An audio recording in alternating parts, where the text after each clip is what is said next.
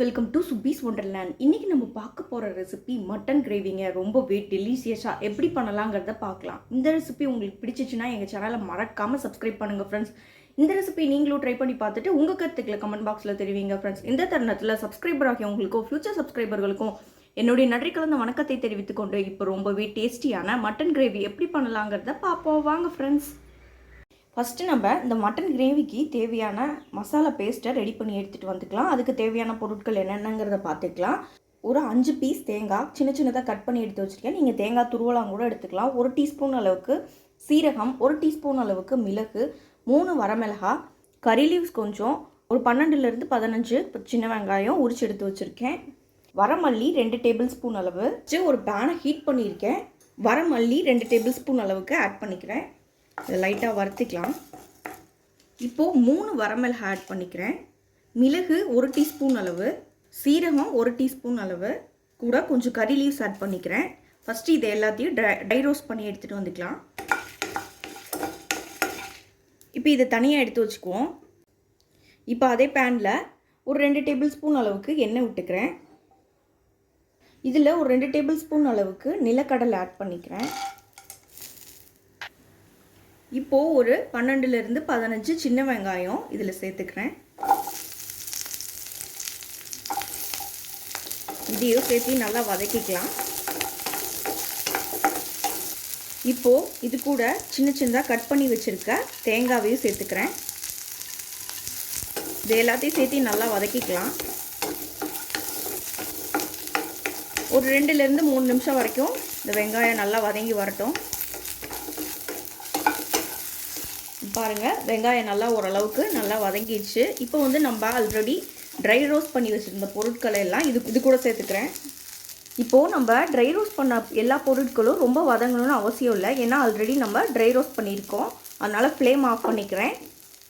இப்போ இது எல்லாத்தையும் சேர்த்து நல்ல ஒரு பேஸ்ட்டாக அரைச்சி எடுத்துகிட்டு வந்துக்குவோம்.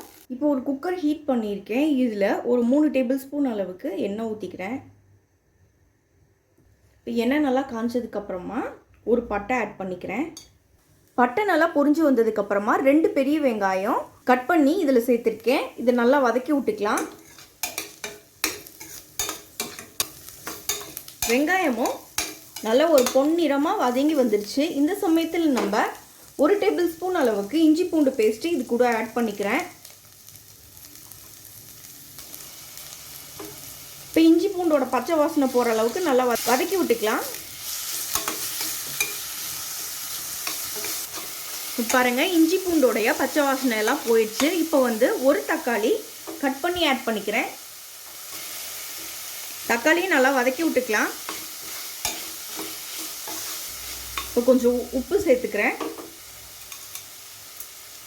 இந்த கிரேவிக்கு தேவைப்படுற உப்பை நான் ஆட் பண்ணியிருக்கேன். 1/4 டீஸ்பூன் மஞ்சள் தூள் ஆட் பண்ணிக்கிறேன்.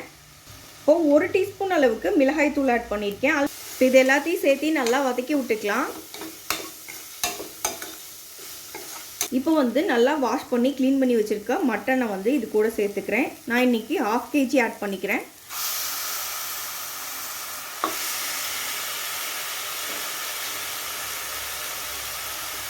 இதையும் இந்த மசாலாவோட நல்லா மிக்ஸ் பண்ணி விட்டுக்குவோம். இப்போ நம்ம ஏற்கனவே வதக்கி அரைச்சோம் பார்த்தீங்களா, அந்த பேஸ்ட்டை இது கூட சேர்த்துக்கிறேன்.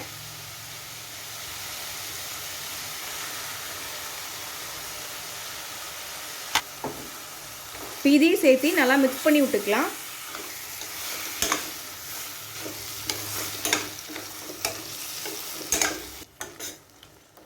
உப்பு செக் பண்ணிக்கோங்க, தேவைப்பட்டுச்சுன்னா சேர்த்துக்கலாம். இப்போ வந்து கரம் மசாலா 1 டேபிள் ஸ்பூன் அளவுக்கு சேர்த்துக்கிறேன். இப்போ இதையும் சேர்த்து நல்லா மிக்ஸ் பண்ணிக்குவோம்.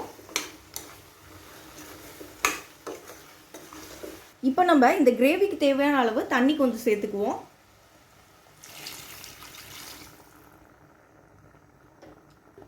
நல்லா மிக்ஸ் பண்ணிக்கலாம்.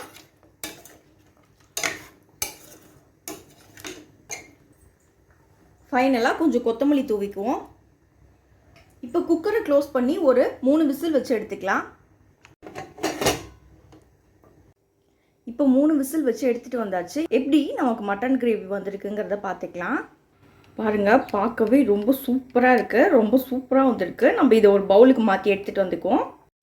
இப்போ நமக்கு ரொம்பவே டெலிசியஸான மட்டன் கிரேவி ரெடி ஆயிடுச்சு ஃப்ரெண்ட்ஸ். இந்த ரெசிபி உங்களுக்கு பிடிச்சிச்சுன்னா எங்கள் சேனல் லைக் பண்ணுங்கள், ஷேர் பண்ணுங்கள், சப்ஸ்கிரைப் பண்ணுங்கள். உங்கள் கருத்துக்களை கமெண்ட் பண்ணுங்கள். மீண்டும் இன்னொரு நல்ல ரெசிபியோட உங்களை மீட் பண்ணுறேன். அதுவரை உங்களிடமிருந்து விடைபெறுவது சுபீஸ் ஒண்டர்லேண்ட். தேங்க்யூ.